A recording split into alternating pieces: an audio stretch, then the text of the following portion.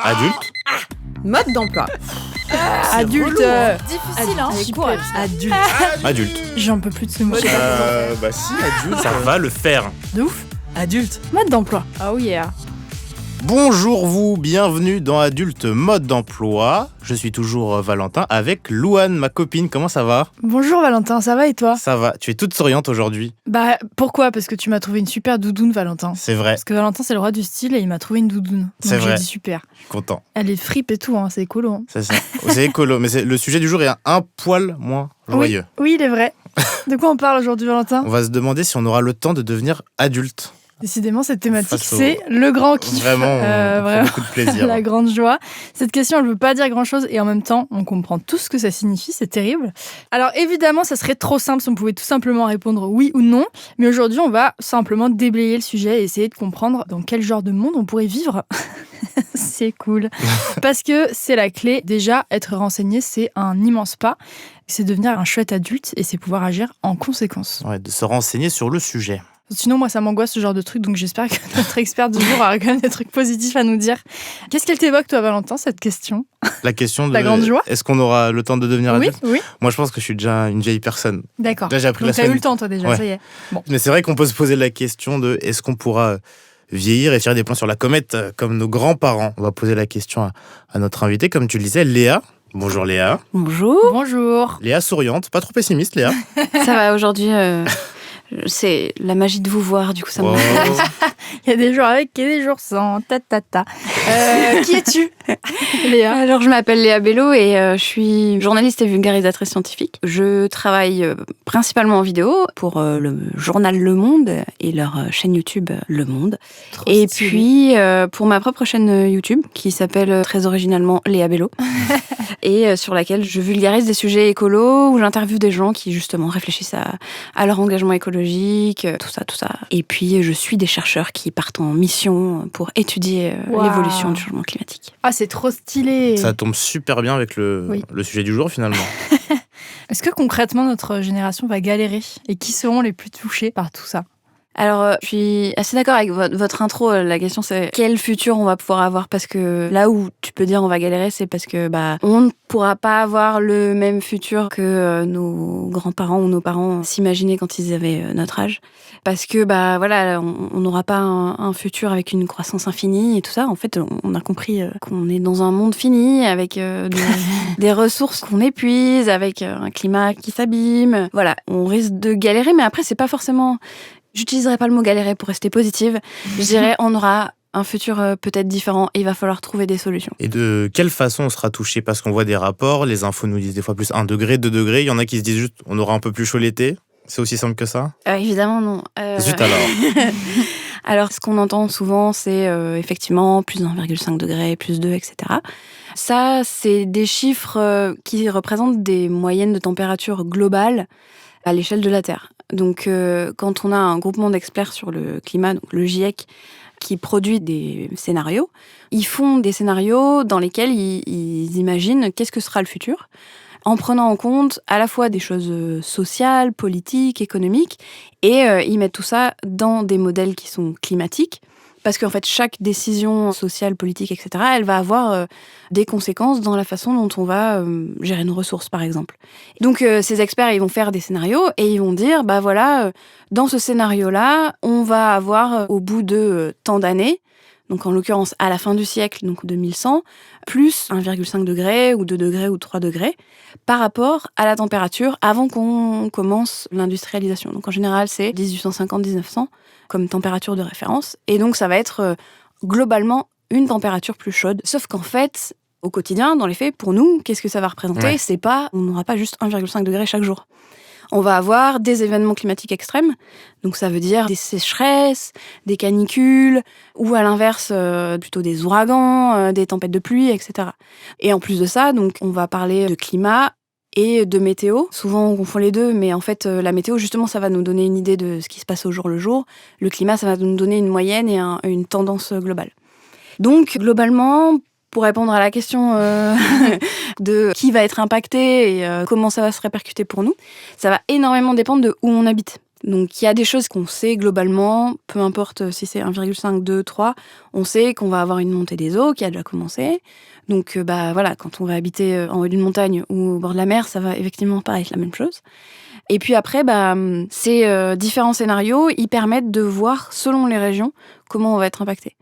Par exemple, si vous voulez, il y a le dernier rapport du GIEC, ils ont donc le groupement intergouvernemental d'experts du climat, ils ont créé un atlas qu'on peut aller voir en ligne. Et en gros, c'est une map monde sur laquelle il y a un map monde, quoi, ce mot. Je pense que je l'ai utilisé 3 fois dans ma vie. Il y a une carte sur laquelle il y a les différentes régions du monde et les différents risques auxquels elles seront soumises selon le scénario plus ou moins réchauffé. Et on entend souvent le mot effondrement, ce qui n'est pas rassurant, puisque quand ça s'effondre, c'est pas top. C'est pas bon, hein. En gros, ça veut dire quoi? Est-ce qu'on doit paniquer tout de suite? Alors, un effondrement, effectivement, en général, c'est considéré comme pas top. Pas ouf. Mais c'est pas forcément totalement négatif. Parce que si ce qui s'effondre, c'est quelque chose de vraiment nul, franchement, on peut se relever et avoir quelque chose de bien derrière. Il est vrai. L'effondrement, ça veut dire que le système actuel, donc les tendances politiques, économiques qu'on a choisies, ou sociales qu'on a choisies aujourd'hui, ne sont pas capables de s'adapter à un changement climatique trop fort. Et donc, ça pourrait causer un effondrement. L'idée de l'effondrement, c'est de comment on se relève, comment on reconstruit derrière. Et ça, c'est pas forcément apocalyptique, enfin post-apocalyptique en l'occurrence, comme dans les films. Déjà parce que c'est pas un effondrement dû aux zombies, c'est cool. Et puis voilà, on peut trouver des moyens et des méthodes pour reconstruire derrière un monde qui sera peut-être plus équilibré, avec plus de justice pour les uns et les autres. Donc on n'installe pas tout de suite un bunker dans voilà, son sous-sol. on prévoit pas tout de suite de tirer sur son voisin, etc. En fait, finalement, les études sociologiques montrent qu'on ne va pas forcément vers des affrontements en cas d'effondrement. On peut avoir aussi des fortes collaborations entre les gens et des entraides qu'on voit pas dans les films et qu'on devrait voir plus souvent. Excellente nouvelle. Après, dans The Walking Dead, ils s'entraînent beaucoup. Hein. C'est vrai. Oui. Les vivants, Voilà. je veux dire, ils sont ensemble, quoi. On voit ces dernières années qu'il y a des choses qui sont liées au réchauffement climatique et qui nous font galérer. Exemple, le Covid. Est-ce qu'on peut s'attendre à d'autres pandémies? Est-ce que c'est un scénario probable de cet effondrement? Qu'est-ce qui va se passer?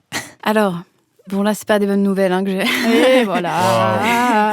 Effectivement, on a vu que la pandémie de Covid, c'est une zoonose, c'est-à-dire une maladie qu'on a récupérée des animaux. Et en fait, ce qui se passe, c'est qu'avec le réchauffement climatique, mais surtout la surexploitation des ressources, notamment forestières, on va détruire des environnements et on va se retrouver du coup au contact de certaines espèces, notamment mammifères, qui vont pouvoir nous donner des maladies.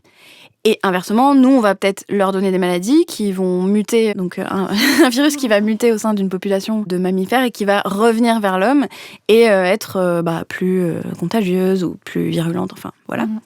Cool. Malheureusement, oui, on arrive à montrer que les zones où il y a une moins bonne préservation des écosystèmes, c'est des zones qui vont être plus sujettes à l'apparition zooneuses. Tout à l'heure, tu disais pas de fin du monde comme dans les films. Alors, j'ai quand même commencé The Last of Us avant-hier. Du coup, j'ai une question. Est-ce qu'on aura toujours accès à Internet comme on veut? Est-ce qu'on sera rationné? Est-ce que c'est des hypothèses plausibles ou pas? En fait, Internet, ça repose sur des infrastructures, des trucs qu'il faut qu'on ait les ressources pour construire, et de l'électricité pour l'alimenter. Donc, il faut qu'on ait l'électricité non plus, c'est ça? Donc, si on n'a plus d'électricité, il y a des chances qu'on n'ait plus d'Internet. Oh non, on est mais d'accord. ma carrière, mon fonds de C'est pour commerce. ma santé mentale, Léa, tu peux Comment pas on me va dire faire ça. des réels? Ah non, s'il faut pédaler pour poster des stories, I'm out. Je vais faire pousser des Je ne tomates. participerai pas. Et la nourriture et l'eau, imagine les gens qui doivent pédaler pour regarder les stories en plus. Ah oui, non, c'est vrai. oh non, t'imagines, c'est une story nulle. C'est un placement de produit pour Shane, c'est bon. Allez, stop. Oh l'angoisse. Bon, ce monde de merde. Bon. Concernant la nourriture et l'eau, comment on va s'en sortir? On dit souvent qu'il y aura plus d'eau, ou qu'il faudra tout cultiver nous-mêmes dans notre petit jardin. Est-ce que toute la planète aura du mal à se nourrir? Qu'est-ce qui est vrai, qu'est-ce qui est faux sur la nourriture? Ce qui est vrai, c'est que on a pas mal d'endroits qui vont être soumis à de grandes sécheresses, un climat beaucoup plus aride, donc c'est-à-dire des sécheresses, pas juste une vague de sécheresse, mais globalement moins d'eau. Par exemple, l'arc méditerranéen, globalement, va vers des étés beaucoup plus chauds et de la sécheresse toute l'année. Donc ça va être plus compliqué de faire pousser, c'est vrai. Après, ce qui va être important dans les années à venir, justement, c'est de s'adapter et d'adapter l'agriculture à ces futures sécheresses, ou en tout cas ces futurs climats différents.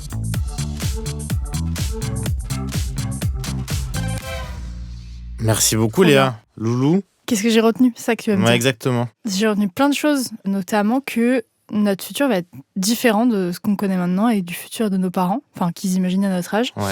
Donc, va falloir s'adapter, mes cocos. Hein. Hop, Ouais. hop, hop, au boulot, l'adaptation. Pas de croissance infinie, pas de ressources Ouais, il illimitées. va y avoir probablement un effondrement qui a peut-être un peu déjà commencé. Oui, mais c'est pas comme dans les l'idée- films. Oui, c'est pas comme dans les films apocalyptiques. L'idée, c'est de s'adapter au nouveau monde et au nouveau climat et aux nouveaux enjeux et de se relever et de créer quelque chose de chouette.